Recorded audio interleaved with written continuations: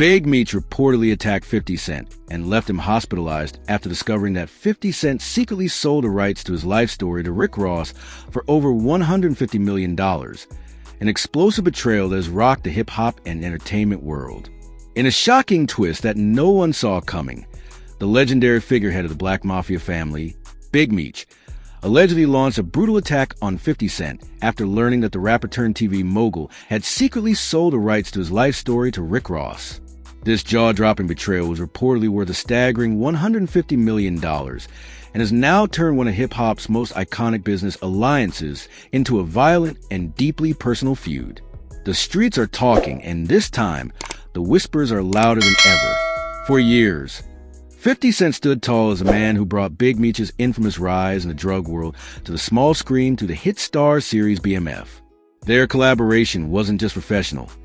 It was built on mutual respect and a shared vision to preserve and control Meech's narrative. But somewhere along the line, the vision fractured.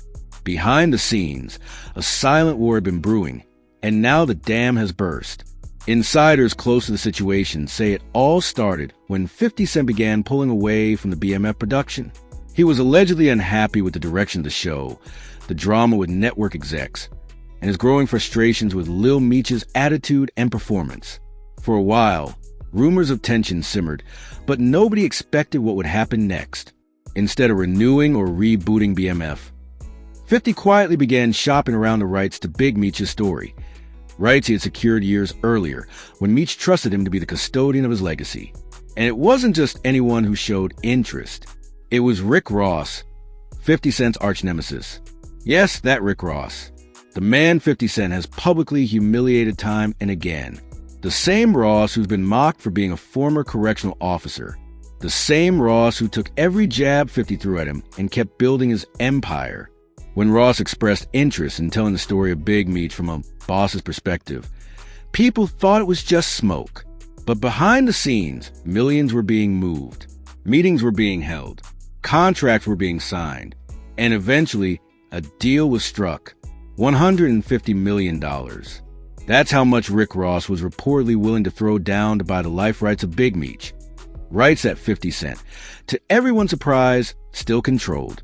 When Meech found out, all hell broke loose. From prison, Big Meech reportedly made it clear he didn't authorize the sale. He felt blindsided, used, and betrayed by the very man he once trusted protect and elevate his image. Sources say he sent messages warning 50 Cent to walk away from the deal, but it was too late. The papers had been signed.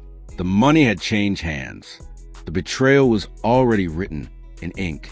That's when things got real. According to multiple insiders, once Meech's people on the outside confirmed the sale, a chilling chain of events was put into motion.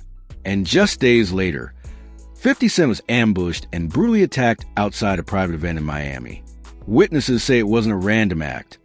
It was calculated, precise, and personal. The kind of move that had Meech's fingerprints all over it. The injuries were serious. 50 Cent was rushed to the hospital with broken ribs, a fractured jaw, and severe internal bruising. His team initially stayed quiet, claiming it was a private incident, but the silence only fueled speculation. Soon after, whispers of Meech's involvement exploded across social media. The betrayal had turned violent, and now the entire hip-hop world was forced to choose sides. Let's rewind for a second.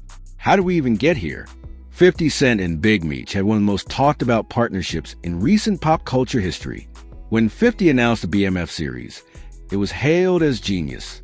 Meech's legendary story, filled with crime, luxury, betrayal, and family, was perfect for TV. And with his own son, Lil Meech, cast as a lead, it added a deeper emotional layer to the entire project. But soon, things started going sideways. Lil Meech got caught up in scandals, arrests, and erratic behavior. Critics said the show was losing steam. 50 became more vocal about his frustrations, and soon he was distancing himself from the project.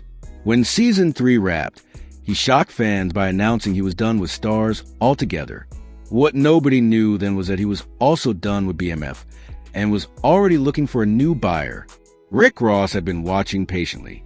It's no secret that Rick Ross has long admired the BMF legacy. His whole persona is heavily influenced by the Kingpin culture, And MEECH'S rise was part of that blueprint. So when he saw a chance to legally acquire the rights and flip the narrative on his biggest enemy, he pounced. He offered 50 Cent a deal too good to refuse. $150 million up front, full production backing, and the power to destroy 50's own version of the story by creating a competing saga from Ross's perspective. It was a double win, financial and personal. But for Meech, it was the ultimate betrayal. Word from prison is that Meech felt 50 Cent sold him out like a product, that the man he trusted with his name and reputation was now trading it like stock to his enemies. And in the street code Meech lived by, that's unforgivable. People close to 50 Cent now say he underestimated just how deep the betrayal would cut. He thought Meech would understand, that it was just business, that it didn't matter who told the story as long as it got told. But that's where he was wrong. To Meech, loyalty is everything. And when that loyalty is broken, there's only one response. Now, the streets are buzzing with speculation. Some say 50 Cent is planning to retaliate through legal means. Others claim he's already assembling a security team,